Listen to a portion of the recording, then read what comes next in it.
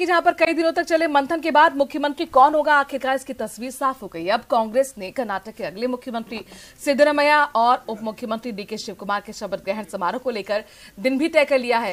कांग्रेस महासचिव केसी वेणुगोपाल ने कहा है कि 20 मई को दोपहर 12:30 बजे शपथ ग्रहण समारोह होगा। उन्होंने कहा कि इस दिन मुख्यमंत्री और उप मुख्यमंत्री समेत मंत्रिमंडल के दूसरे मंत्री भी शपथ लेंगे।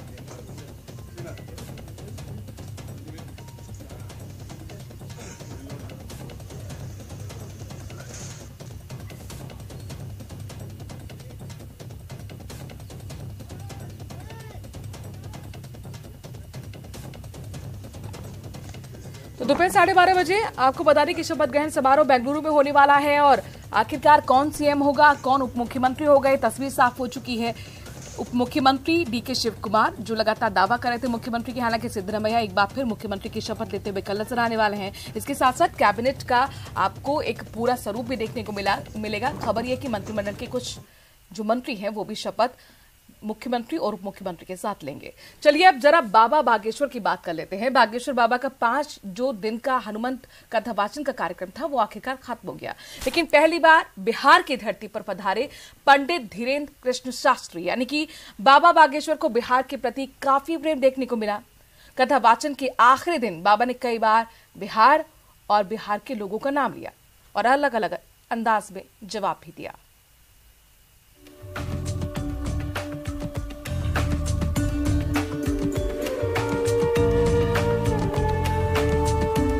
हमारा जो संकल्प है वो भी अब बिहार से ही पूर्ण होता दिखाई पड़ रहा है। बागेश्वर बाबा ने 5 दिनों तक पटना के तरेत पाली गांव में हनुमंत कथा की, दिव्य दरबार लगाया। बाबा के कार्यक्रम में भक्तों का सैलाब उमड़ पड़ा। अपने 5 दिनों के पटना प्रवास के दौरान जितनी श्रद्धा लोगों को बाबा में दिखी, उतनी ही श्रद्धा बाबा में भी बिहार के प्रति देखने को मिली। तभी बाबा बिहार में अपनी आत्मा बसने की बात कहते हैं। सब हमारी आत्मा हो, जब तक हमारे तन में प्राण रहेंगे तब तक हम बिहार आते रहेंगे। बाबा के आने के बाद से ही सियासत भी खूब हुई। कुछ असामाजिक तत्वों ने बाबा के पोस्टर तक फाड़ डाले, पोस्टर पर काली पोत डाली। तो कथा के मंच से बाबा ने ऐसे लोगों को कुछ इस अंदाज में जवाब दिया। पोस्टर फाड़ सकते हो, लेकिन जो बिहार के वासियों के हृदय में बैठे हुए हैं बागेश्वर धाम, उसमें कहां से तुम निकालोगे। बागेश्वर बाबा अक्सर कथा वाचन के दौरान वहां मौजूद श्रद्धालुओं को पागलों कहते हैं। आखिर लोगों को पागल क्यों बाबा कहते हैं, तो उसका मतलब भी बाबा ने आखिरी दिन की कथा के बाद लोगों को समझाया। पागल का मतलब मेंटल नहीं कहलाता है। पागल का मतलब है जो प्रभु को पाकर उनमें गल जाए, उसी का नाम है पागल। बागेश्वर बाबा ने कथा की समाप्ति श्रद्धालुओं को एक शायरी सुनाकर की और इस अंदाज में कहा कि वे जल्द दोबारा बिहार आएंगे। सितारों को आंखों में महफूज रखना, क्योंकि बहुत देर तक रात ही रात होगी। मुसाफिर हो तुम भी, मुसाफिर हैं हम भी। बालाजी ने चाहा तो किसी मोड़ पर फिर मुलाकात होगी। नौबतपुर के तरेत मठ में हनुमंत कथा का समापन भले हो गया, पर पंडित धीरेन्द्र शास्त्री को सुनने और देखने के लिए भक्तों का उत्साह देखते ही बढ़ रहा था।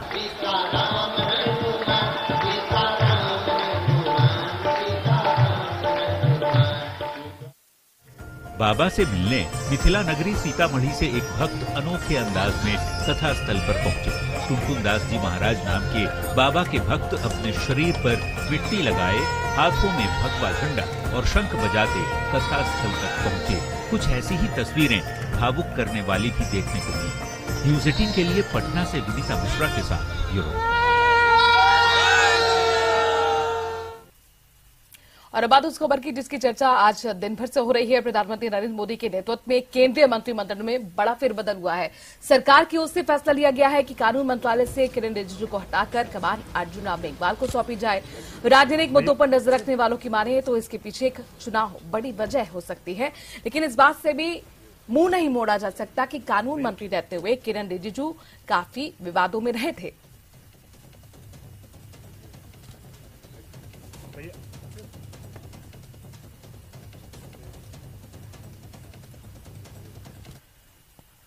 और अब आपको जम्मू कश्मीर लिए चलते हैं, जहां पर G20 की बैठक होने वाली है। पूरे प्रदेश में सुरक्षा व्यवस्था लिहाजा बढ़ा दी गई है। साथ ही पुंछ में भारत पाकिस्तान नियंत्रण रेखा से सटे इलाकों में सुरक्षा के खास इंतजाम किए गए हैं।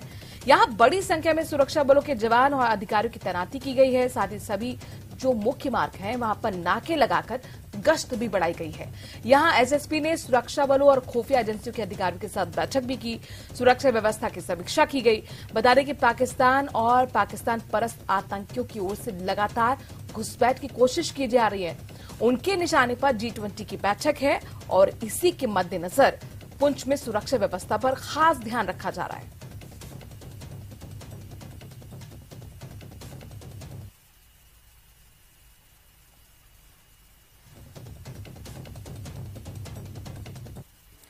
आतंकी संगठन हिजबुल तहरीर के भोपाल हैदराबाद मॉड्यूल पर बड़ा खुलासा हुआ है।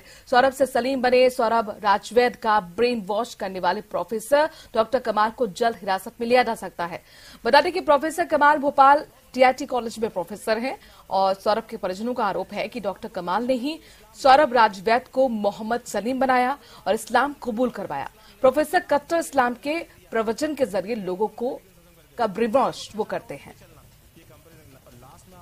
एक होता है इस्लाम कल्चरल, जिसे हम सब आपस में जिंदगी गुजार रहे होते हैं, जिसमें रिवाज होते हैं, रीतियां होती हैं। ये कल्चरल इस्लाम जोन देता है, जहां उन्हें आसानी मिलने लगती है वो फिर से कल्चरल जोन में जाने लगते हैं। तो मेरा आपसे गुजारिश है, बहुत तजुर्बे की नसीहत मैं आपको रखना चाह रहा हूं कि कल्चरल इस्लाम को पहचानिए। ये इस्लाम नहीं है। जिन रीति रिवाजों को आज मुसलमान फॉलो कर रहे हैं वो इस्लाम नहीं है। इस्लाम वो है जो अल्लाह ने दिया, जिसका दीन मुकम्मल नबी सल्लल्लाहु अलैहि वसल्लम करके उसी को पहचाना, उसी पे चलना, ये कंपैरिजन। और लास्ट में आपसे बोल रहा हूं, मुसलमानों के लिए हमें क्या करना है? हमें करना अल्हम्दुलिल्लाह हमारे जो मुस्लिम भाई हैं उनके लिए केवल खुद कुरान की तरबियत लें और उनको कुरान एक आयत सीखे, उनको एक आयत सिखाएं और सिखाएं। और अपने आप लोगों को, जो रिवर्स भाई हैं उनके लिए क्या बेहतर से बेहतर कर सकते हैं वो करें। आखिरी में बात थी कि मेरा क्या ख्वाहिश है। अल्हम्दुलिल्लाह भोपाल से मैं चाह रहा था, अल्हम्दुलिल्लाह मैं भोपाल का रहने वाला हूं, और चूंकि मसाइल वहां इतने ज्यादा बढ़ गए, जॉब चली गई, किसी ने मुझे मशवरा दिया आप यहां पर आके करिए काम, अल्हम्दुलिल्लाह आपके लिए कोई मसला नहीं है।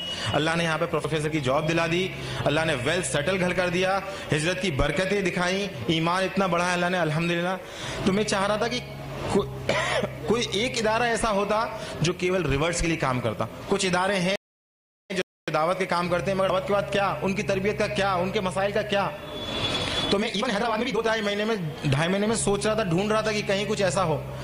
अल्लाह का करना हुआ, कुछ एक हफ्ता भी नहीं हुआ मुझे पता चला अल्हम्दुलिल्लाह ऐसे लोग हैं, ऑर्गेनाइजेशन का भी नहीं पता था, ऐसे लोग हैं जो काम कर रहे हैं। अल्लाह सुब्हानहू तआला उनकी मामला को कबूल करे, उन्हें खूब दुनिया और आखिरत में नवाजे। ये बहुत बड़ा, वाकई बहुत बड़ा काम है, क्योंकि ये मसाइल वो लोग नहीं समझ सकते जो रिवर्स, जो जिन चीजों से गुजर के आ रहे होते हैं। अल्लाह उन्हें तौफीक दे मजीद। और मेरी गुजारिश है वो लोग मुझे कबूल कर लें, मैं उनके साथ जुड़ूं, उनके साथ काम करूं, उनका एक अहम हिस्सा बन के काम करूं इंशाल्लाह। और मेरे मुस्लिम भाइयों, रिवर्स भाइयों के लिए मैं खुद चाह रहा था कि एक ऐसा इदारा बनाना ही हैदराबाद में आके, अल्लाह ने इनसे जोड़ दिया। और उस इदारे का मकसद भी ये था कि इन रिवर्स भाइयों की तरबियत करना।